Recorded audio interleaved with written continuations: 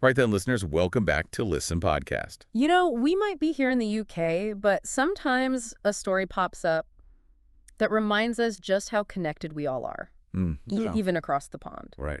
And this time, it's a bit of a stomach-churning one. We're diving deep into the world of food safety, Okay. specifically an E. coli outbreak. Link to, would you believe it, McDonald's? Oh, yeah.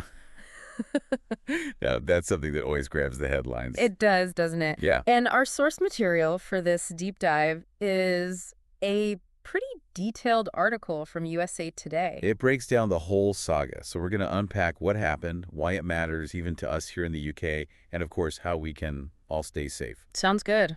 Important stuff. So to kick things off, this wasn't just a small, isolated incident. No, not at all. This outbreak, it actually affected 75 people. Across 13 states. Yeah, 13 states. And tragically, there was one fatality. I mean, it's just awful to think about, isn't it? Yeah. That something as seemingly ordinary as a burger. Could have such devastating consequences. Yeah, it's a stark reminder, isn't it? It really is. About the importance of food safety. And the fact that, we live in such a globalized world. Exactly. So the article really zeroes in on quarter pounders. Okay.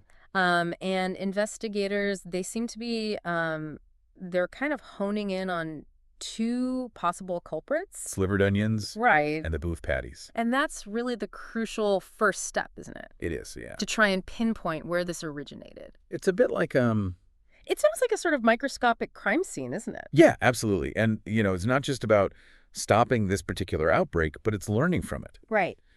Analyzing the entire food chain, finding the weak points. Yeah. Was it contamination at the farm? Was it a slip-up at a processing plant?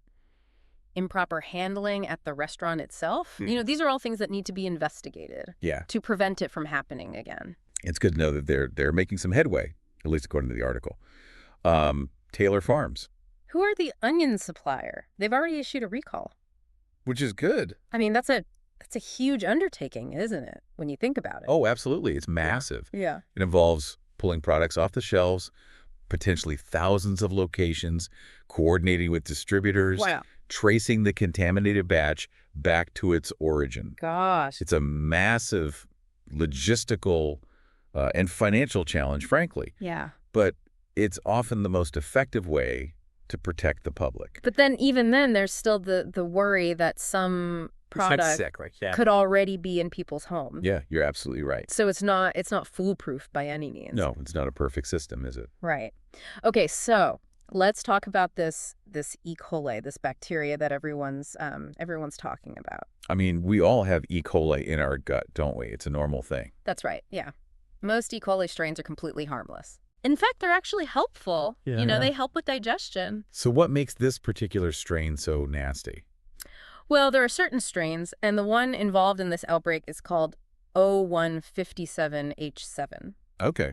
And they produce a toxin. Right. And a toxin is basically a harmful substance that disrupts normal bodily functions. And in this case, this toxin, it attacks the lining of the intestines, and that's what leads to those nasty symptoms that we're all familiar with. Okay.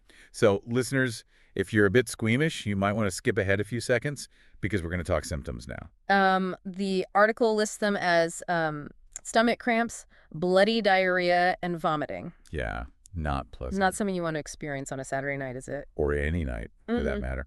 And it also talks about how it spreads, this bacteria. Yeah. Contaminated food and water, that's an obvious one. Contact with infected animals. And, Poor hygiene. let's just say poor hygiene. It's not the most pleasant topic to talk about, is it? No, it's not.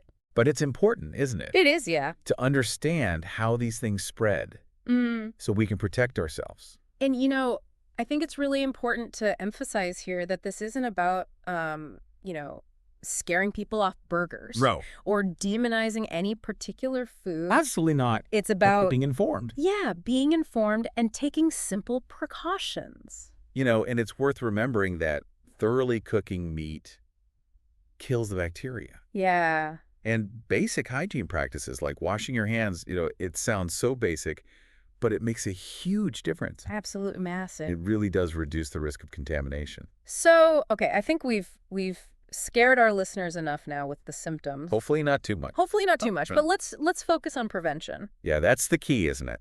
What can we all do to protect ourselves? It's surprisingly simple, really. Okay, good. The FDA advice, which the article highlights, they really emphasize hand washing. Especially after handling raw meat, cleaning food surfaces regularly. Another really essential step. Yeah. And of course, cooking meat to the proper temperature. Yes. Make sure that any harmful bacteria are killed. I mean, it really comes back to the fundamentals, doesn't it? It does, yeah. The basics that we were all taught as kids. They might seem basic, but they're so effective. Yeah. Really powerful. And we shouldn't forget that, I think, sometimes. No, absolutely not. This easier. To get complacent. Yeah.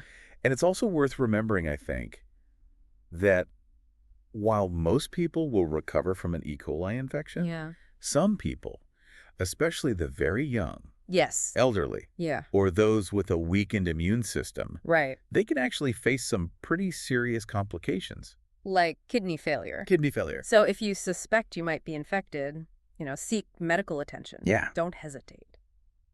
So, I mean, I know this has been a bit of a heavy topic, but I think it's an important one. This outbreak, I think it's a really, it's a good reminder that foodborne illnesses, they are a real threat, but we're not powerless against them. No, we're not. Awareness, Good hygiene. they're our best weapons. Really are. Yeah. Powerful tools. It makes you think, though, doesn't it? It does. With our food systems becoming more and more complex. How can we further minimize these risks? Well, there are some really interesting developments out there. Yeah. Blockchain technology, for example. Yeah. It's being explored to track food. From farm to table, so that if there is contamination. It can be identified much more quickly. Yeah, much faster, so you can contain it quicker.